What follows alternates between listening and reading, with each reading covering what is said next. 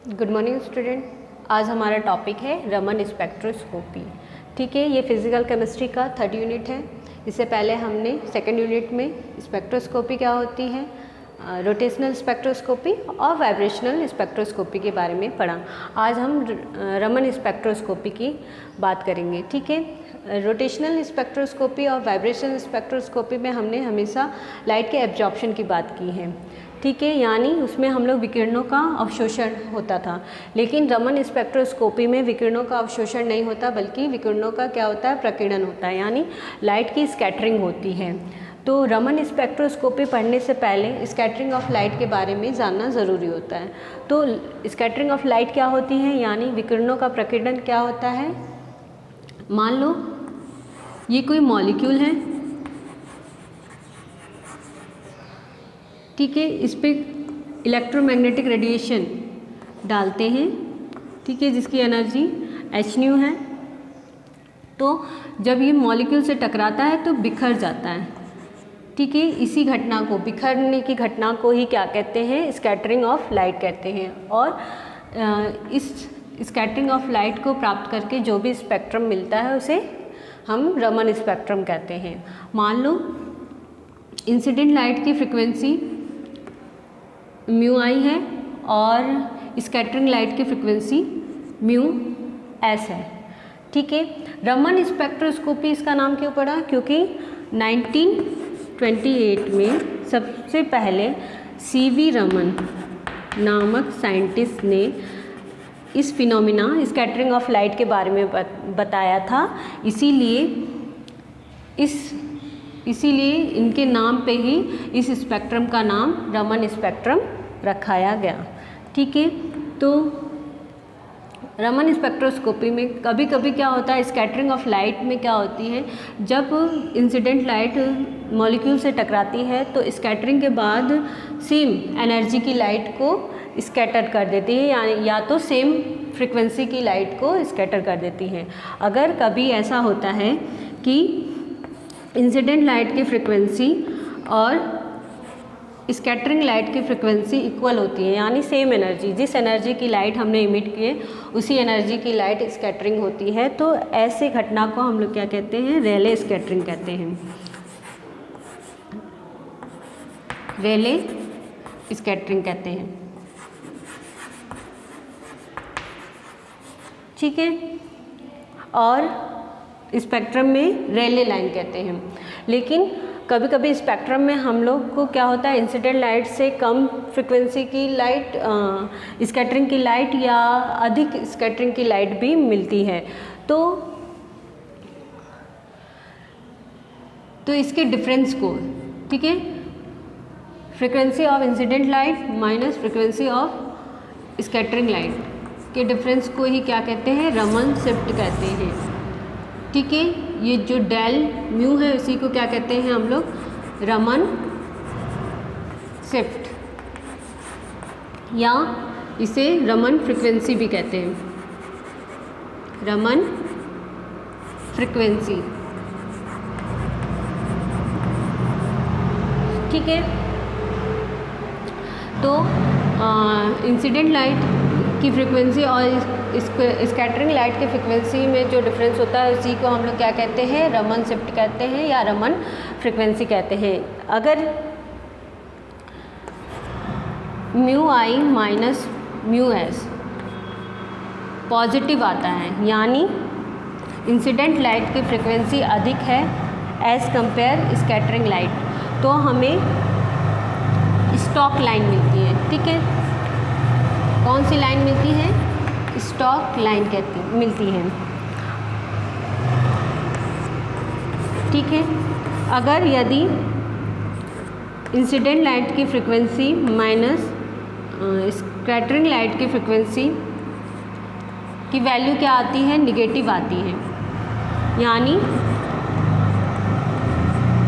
Scattering light की frequency अधिक होती है तो हमें स्पेक्ट्रम में एंटी स्टॉक लाइन, ठीक है, एंटी स्टॉक लाइन मिलती है। और स्टॉक लाइन और एंटी स्टॉक लाइन को ही क्या कहते हैं, रमन स्पेक्ट्रम कहते हैं।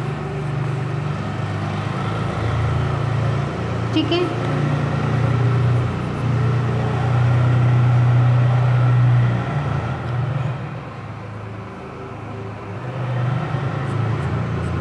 ठीक है। तो हमने 3 फिनोमेना के बारे में जाना। रेले स्कैटरिंग क्या होती है, स्टॉक लाइन क्या होती है, एंटी स्टॉक लाइन क्या होती है, और रमन शिफ्ट क्या होती है। तो ये सब किस पे डिपेंड करते हैं, फ्रिक्वेंसी या एनर्जी ऑफ लाइट पे डिपेंड करती हैं। जब दोनों की बराबर होती है तो रेले स्कैटरिंग होती है, यानी इंसिडेंट लाइट की फ्रिक्वेंसी और स्कैटरिंग लाइट की फ्रिक्वेंसी इक्वल होती है, यानी तब रेले स्कैटरिंग मिलती है। और जब इनका डिफरेंस क्या होता है, पॉजिटिव होता है, यानी तो स्टॉक लाइन, और जब निगेटिव होता है तो एंटी स्टॉक लाइन कहते हैं। ठीक है, तो अब आगे हम रमन स्पेक्ट्रम और आईआर स्पेक्ट्रम में क्या डिफरेंस है इसके बारे में जानेंगे। ठीक है, तो डिफरेंस बिटवीन आईआर और रमन स्पेक्ट्रोस्कोपी।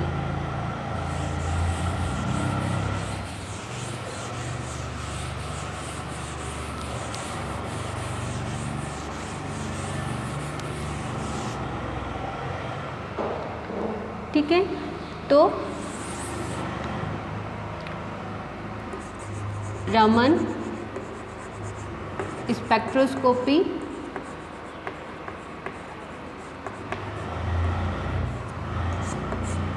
और आईआर। ठीक है, आईआर स्पेक्ट्रोस्कोपी में क्या डिफरेंस है।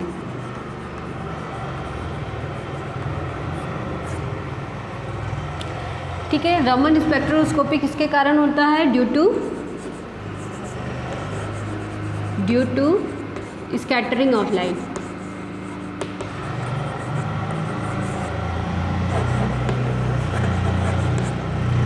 और आईआर स्पेक्ट्रम किसकी वजह से हमें मिलता था, ड्यू टू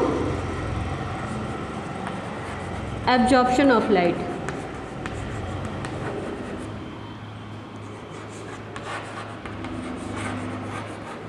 ठीक है,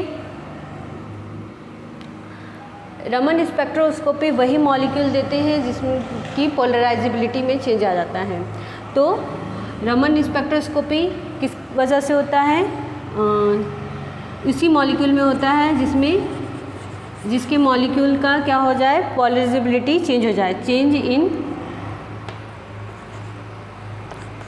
polarisability of molecule.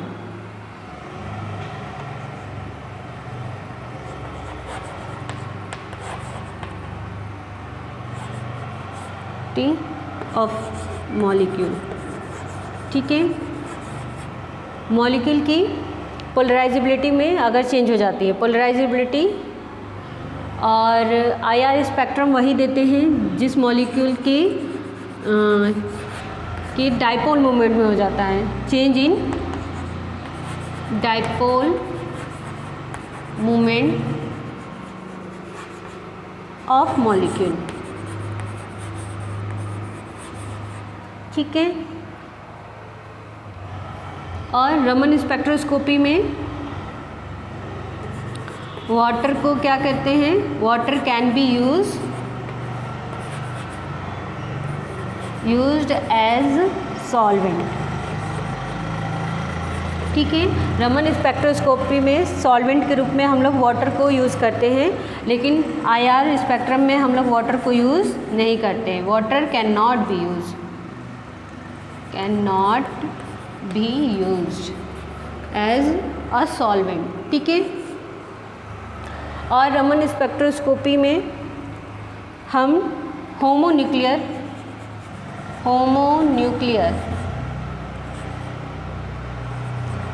Homonuclear item जैसे N2S2Cl2 की स्टडी कर सकते हैं, लेकिन आईआर में होमोन्यूक्लियर मॉलिक्यूल की स्टडी नहीं कर सकते। ठीक है, होमोन्यूक्लियर मॉलिक्यूल की स्टडी आईआर में नहीं कर सकते। होमोन्यूक्लियर मतलब जैसे N2 जिसमें दोनों आइटम क्या हों, एक जैसे हों, जैसे N2S2 और Cl2, लेकिन आईआर स्पेक्ट्रम में होमोन्यूक्लियर मॉलिक्यूल की स्टडी हम नहीं कर सकते हैं। ठीक है, रमन स्पेक्ट्रोस्कोपी मॉलिक्यूल्स के कोवेलेंट कैरेक्टर के बारे में बताता है मॉलिक्यूल के, और आईआर स्पेक्ट्रोस्कोपी मॉलिक्यूल्स के आयनिक कैरेक्टर के बारे में बताता है। रमन स्पेक्ट्रोस्कोपी थोड़ा एक्सपेंसिव होता है एज़ कंपेयर आईआर स्पेक्ट्रोस्कोपी। ठीक है, तो हमने रमन स्पेक्ट्रोस्कोपी और आईआर स्पेक्ट्रोस्कोपी में क्या डिफरेंस है इसके बारे में जाना है। रमन स्पेक्ट्रोस्कोपी में हमेशा हम लोग स्कैटरिंग ऑफ लाइट के बारे में बात करते हैं और आईआर में एब्जॉर्प्शन की बात करते हैं।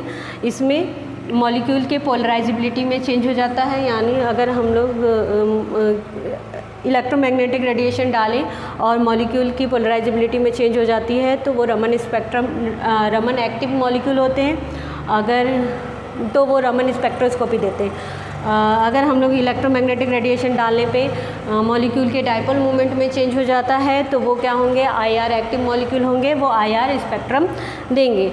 और रमन स्पेक्ट्रोस्कोपी में सॉल्वेंट विलायक के रूप में वाटर का यूज़ करते हैं, लेकिन आईआर में विलायक के रूप में वाटर का यूज़ नहीं करते हैं। ठीक है, तो आज हमने रमन स्पेक्ट्रोस्कोपी क्या होती है और रमन और आईआर स्पेक्ट्रम में क्या डिफरेंस है इसके बारे में जाना। आगे की क्लास में हम लोग quantum theory of Raman spectrum के बारे में पढ़ेंगे। ठीक है।